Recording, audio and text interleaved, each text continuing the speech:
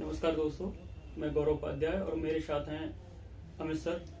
इनका UP PCS 2023 में और डीवाईएसपी में सिलेक्शन हो गया है। तो हम सर से जानेंगे कि सर ने अपनी तैयारी में किस चीज़ का ध्यान रखा है और सर की एजुकेशन के बारे में सबसे पहले जानेंगे। यूपी पीसीएस की तैयारी में सर्वप्रमुख जो बिंदु हैं उसमें प्री और मेंस और इंटरव्यू तीनों पर ही फोकस करना जरूरी होता है। अगर आपका प्री पास हो गया है लेकिन मेंस की तैयारी प्रॉपर नहीं है, आपके नोट्स तैयार नहीं हैं, आपको अच्छे से आंसर राइटिंग प्रैक्टिस नहीं आता है, तो आपका प्री पास करना कोई मायने नहीं रखता है। अगर आपका मेंस तैयार है तो उसी के अकॉर्डिंग फिर आपका मेंस इंटरव्यू में सवाल पूछे जाते हैं। तो उसका इन तीनों चीज़ों को ध्यान में रखकर ही मैंने अपनी तैयारी को कंप्लीट किया है। और मेरी प्रारंभिक शिक्षा मेरे गृह जनपद बागपत में ही हुई और ग्रेजुएशन मेरा पॉलिटिकल साइंस से दिल्ली यूनिवर्सिटी से हुआ है और मैं पोस्ट ग्रेजुएट भी पॉलिटिकल साइंस से ही हूँ और यूजीसी नेट क्वालिफाई है।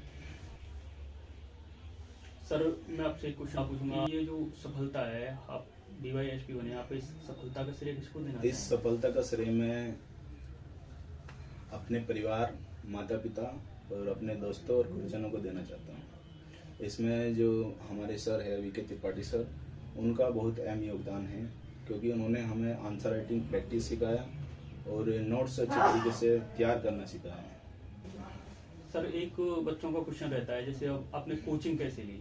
कंबाइंड कोचिंग लिया या इंडिविजुअल पढ़े थे, या कैसे, मतलब आपने प्रिपरेशन को तैयार कहाँ से, कैसे चालू कैसे किया इस प्रिपरेशन को, जो आपकी जो जर्नी है? मैंने जो प्री की तैयारी है वो कुछ तो स्वयं खुद से ही किया है, सेल्फ स्टडी से। बाकी जो पेपर 2 है और पेपर 4 है और पॉलिटी पीटी है वो मैंने वीके त्रिपाठी सर रीयूनियन से कंप्लीट किया है। और बाकी जो सब्जेक्ट है उसका भी गाइडेंस सर ने हमें दिया, तो उसी के आधार पर तैयारी किया है। जब आपने अब की बार यूपी पीसीएस का पेपर दिया है तो उसमें यूपी स्पेशल के 5वां और 6वां पेपर जोड़ दिया गया है, तो आपने 5वां 6वां पेपर को इतने कम समय में सर मैनेज कैसे किया? कहाँ से उसके लिए मतलब तैयारी की, या किसके मार्गदर्शन में आपने इसकी तैयारी की? आपकी बात सही है कि 5th और 6th पेपर तैयार करने का समय बहुत कम था। उसके लिए बच्चों ने प्रयास भी किया कि मेंस एग्जाम थोड़ा आगे बढ़ जाए, लेकिन जो मेरा स्ट्रेटेजी थी, प्री में मैंने काफ़ी यूपी स्पेशल पढ़ा था और फिर आरओ का भी मेंस में मैंने 2 बार दिया है, तो उसमें भी मैंने यूपी स्पेशल पढ़ा। फिर कई सारे मैंने बुक्स, जैसे माइंड मैप की बुक थी और कई सारे जो पब्लिकेशन है, बुक पब्लिकेशन, उसमें घटना चक्र है और भी कई सारी चीज़ें हैं, उनको मैंने कंबाइन करके एक नोट्स तैयार किया, दोनों का मिलाकर, और उसी के अकॉर्डिंग फिर मैंने मेंस लिखा, तो उसके परिणाम बेहतर। प्रीलिम के लिए बहुत समस्याएं हैं बच्चों के सामने, और एक करंट अफेयर को लेके बहुत एक ऐसा बना हुआ है, करंटोफोबिया लोगों के अंदर भय रहता है उसका कि कहाँ से कैसे क्वेश्चन आएगा, उसको कैसे मैनेज किया जाए। और उसमें फैक्ट बहुत पूछता है, यूपीपीसीएस में ऐसे वो मतलब पेपर आता है, तो उसके लिए मतलब उनको कैसे मैनेज करना चाहिए? करंट अफेयर के लिए प्री हो चाहे मेंस, करंट अफेयर दोनों में मुख्य भूमिका निभाते हैं। मैंने प्री और मेंस के लिए जो करंट अफेयर है वो ओनली आईएएस का पढ़ा है। ओनली आईएएस का मेंस के लिए एडिटोरियल डिस्कशन और प्री के लिए प्रीलिम बूस्टर। बाकी मैंने कोई नोट्स तैयार नहीं किया है करंट अफेयर का, बस ऑनलाइन ही यूट्यूब से मैंने पढ़ा है। एक जो दृष्टि IQ एक करके चैनल है, उस पर भी मंथली और वीकली एक वीडियो डालते हैं, तो उससे भी काफ़ी करंट अफेयर तैयार हो जाता है। और डेली न्यूज़पेपर पढ़ना वो तो सबकी हैबिट ही है हो रखी है बच्चों की, तो वो भी मुख्य भूमिका निभाता है और मेरा भी उसने सहयोग किया है। लास्ट में मैंने जो घटना चक्र वगैरह या ई दृष्टि की बुक आती है वो भी 1-2 बार पढ़ी है, तो उससे भी अगर आपने पहले से तैयारी कर रखी है, थोड़ा बहुत आपने करंट अफेयर तैयार कर रखा है, तो बुक पढ़ने से फिर फायदा होता है। एकदम से हम बुक ला के पढ़ेंगे तो वो नहीं रिकॉल हो पाता, नहीं याद कर पाते हैं, तो इस तरीके से ही मैंने तैयारी। मेंस के लिए बच्चे मेंस पढ़ते बहुत हैं लेकिन लिख नहीं पाते। आंसर राइटिंग कैसे की जाती है, कैसे लिखा जाता है, भूमिका है या कैसे बनाना है, क्वेश्चन को समझना, जैसे समालोचनात्मक परीक्षण करना या जैसे टिप्पणी करें, ऐसे शब्द बहुत भी होते हैं। और आंसर राइटिंग की बहुत समस्या है लोगों के लिए, पढ़ते बहुत हैं लेकिन आंसर राइटिंग नहीं कर पाते हैं, जैसे 100 शब्द भी नहीं लिख पाते, तो उसके लिए आंसर राइटिंग प्रैक्टिस करना और उसको अच्छे तरीके से सीखना सिविल सर्विस एग्ज़ाम के लिए बहुत ज़रूरी है।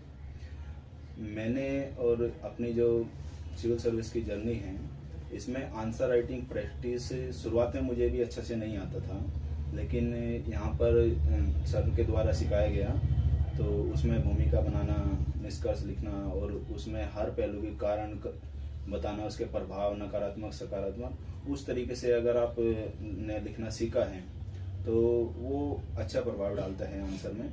और हर बच्चे को आंसर लिखने में थोड़ा घबराहट होती है शुरुआती दौर में, क्योंकि वो एक तो ये नहीं समझ पाता कि लिखना क्या है, भूमिका कैसे बनाऊं, भूमिका में कौन से शब्द डाल दूं, या भूमिका में किताबी भाषा की इस्तेमाल करूं। लेकिन अगर आपको आंसर राइटिंग प्रैक्टिस सीखनी है, शुरुआती दौर में आपको घबराहट होगी, लेकिन आप धीरे धीरे एक क्वेश्चन लिखेंगे, रोज एक ही क्वेश्चन लिखिए, 2 क्वेश्चन लिखिए, ऐसे ऐसे आप प्रैक्टिस करते रहिए, आपकी घबराहट दूर हो जाएगी और अपनी किताबी भाषा का इस्तेमाल न करके अपनी खुद की लैंग्वेज का इस्तेमाल कीजिए।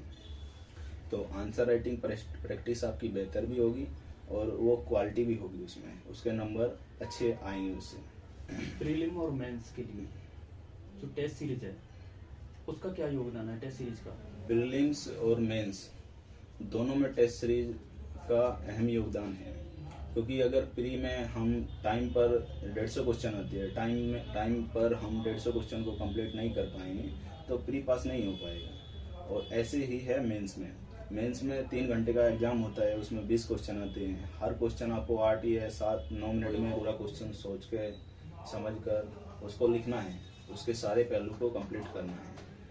अगर हम उसको भी टाइम पर कंप्लीट नहीं कर पाएंगे, 1-2 क्वेश्चन लास्ट में हम छोड़ रहे हैं, तो निश्चित रूप से आपका सिलेक्शन रुक जाएगा। इसलिए आपको हमेशा टेस्ट सीरीज ज्वाइन करना है, किसी की भी आप टेस्ट सीरीज ज्वाइन कीजिए, लेकिन आपको लिखना है, जितना ज़्यादा लिखा जा सके इतना लिखिए और वो आपको सिलेक्शन दिला के रहेगा। आप सभी जो हमारे दर्शक हैं उनके लिए टेस्ट सीरीज, और आपने कोचिंग कहाँ से ली थी तो उसके लिए बताइए। जैसे सेकंड पेपर का बताया आपने, फोर्थ पेपर का बताया, तो आपने कहाँ से पढ़ा था और किसके मार्गदर्शन में मतलब आपने ये आंसर राइटिंग का जो सिलसिला है वो कैसे आगे बढ़ाया था? मैंने कोचिंग जो सेकंड पेपर है और फोर्थ पेपर और प्री का, वो मैंने reunion IAS VK Tripathi sir से लिया है, और इन्हीं के मार्गदर्शन में मैंने आंसर राइटिंग प्रैक्टिस करना सीखा है, क्योंकि इनके द्वारा बनाए गए जो नोट्स थे वो आंसर राइटिंग प्रैक्टिस में बहुत अच्छे से योगदान देते थे, और वहीं से ही मेरा ये सिलसिला शुरू हुआ। फिर बाद में जब मैंने कई और संस्थाओं में भी टेस्ट सीरीज ज्वाइन किया है, लेकिन यहाँ पर मैंने शुरुआत किया है और वो उसका मुझे फ़ायदा भी मिला है। तैयारी के दौरान मोटिवेशन और डिमोटिवेशन दोनों का भी योगदान रहता है सर, उसके बारे में बताइए। उसको लोग कैसे मैनेज करें? प्रेशर अलग ही टाइप का होता है, घर वालों का प्रेशर, रिश्तेदारों का प्रेशर और अपना खुद का यार दोस्त जितने भी होते हैं सबका एक प्रेशर रहता है तैयारी के दौरान, तो उसको और मोटिवेशन इस में बना के मतलब कैसे रखा जाए मोटिवेशन? ये एग्ज़ाम एक लंबी प्रक्रिया से गुजरता है, इसमें हर व्यक्ति चाहे वो किसी भी पद पर सेलेक्ट हुआ हो, लास्ट में 1-2 बार उसके जीवन में ऐसे स्टेज आते हैं तैयारी के दौरान कि वो छोड़ना चाहता है कि मैं गलत दिशा में जा रहा हूँ। लेकिन आप अपने पर धैर्य बना के रखिए। आपके परिवार में कोई ऐसे सदस्य तो जरूर होंगे जो आपको सपोर्ट करते होंगे, आप में बिलीव करते होंगे। बाकी जो आपके रिश्तेदार हैं या आस पड़ोस के लोग हैं उनको आप नज़रअंदाज कीजिए, और जो आपके बेहतर दोस्त हैं और परिवार के लोग हैं उनका आप सपोर्ट लीजिए और हमेशा मोटिवेटेड रहिए। और उसके लिए आप कर सकते हैं कि अगर आप पर प्रेशर ज़्यादा आता है, मेंटली आप स्ट्रॉन्ग फील नहीं करते हो, तो उसके लिए मैं जैसे करता हूँ कि 1 घंटा में फिजिकल वर्कआउट करता हूँ, वही मेरी हॉबी है। उससे क्या है, माइंड फ्रेश हो जाता है और फिर से मतलब बूस्टर डोज की तरह वो काम करता है। जो युवा पीढ़ी है जो आपके बाद जो एग्जाम देने जाएंगे या अभी जो मार्च में पेपर है UPPCS का, तो आप उनके लिए क्या मतलब एक संदेश देना चाहेंगे, क्या बताना चाहेंगे उनको, कैसे मैनेज, तो एक एग्जाम हॉल में जो प्रेशर होता है लोगों के अंदर उसको मैनेज कैसे करें? एग्जाम हॉल की में हर बच्चे की जो मनोदशा होती है वो अलग होती है, क्योंकि हर बच्चा अलग बैकग्राउंड से आता है। कोई 1 बार पे एग्जाम दिया है, कोई 2 बार दिया है। जितने आपने ज़्यादा बार एग्जाम दिया है इतना ही कम आप पर प्रेशर होगा। लेकिन ऐसा नहीं है कि जो जो बिगनर होता है, अगर आपने प्रॉपर अच्छी तरीके से तैयारी की है, आपको कॉन्फिडेंस है, तब आप एग्ज़ाम हॉल में जाइए और अच्छे से मतलब प्रेशर नहीं लीजिए उसका, और अच्छे से एग्ज़ाम दीजिए। तो इसी मैं खुद मैनेज करता हूँ कि जब लास्ट मोमेंट पर मैं पढ़ाई नहीं करता हूँ। अब बहुत सारे बच्चे मैंने देखे हैं, अधिकतर बच्चे ऐसे करता हैं कि वहाँ पर जाकर सेंटर के बाहर पढ़ने लगते हैं तो उससे माइंड जो है वो एक जगह रुक सी जाता है और प्रेशर बहुत बढ़ जाता है। उससे क्या होता है, सोचने समझने की क्षमता हमारी कम हो जाती है। तो मेरा मानना है कि एग्ज़ाम सेंटर के पास जाकर वहाँ पर पढ़ना नहीं चाहिए। तो उससे क्या, अगर माइंड फ्रेश रखे, ज़्यादा प्रेशर ना ले, तो एग्ज़ाम आपका अच्छा ही जाएगा। लास्ट करके आप सभी जितने भी दर्शक हैं और बच्चों को मैं एक ही संदेश देना चाहूँगा कि खुद पर बिलीव कीजिए। बाकी कोई भी लोग कुछ भी बोलते रहें, आप खुद पर बिलीव कीजिए और आगे बढ़िए। बस यही मेरा संदेश है।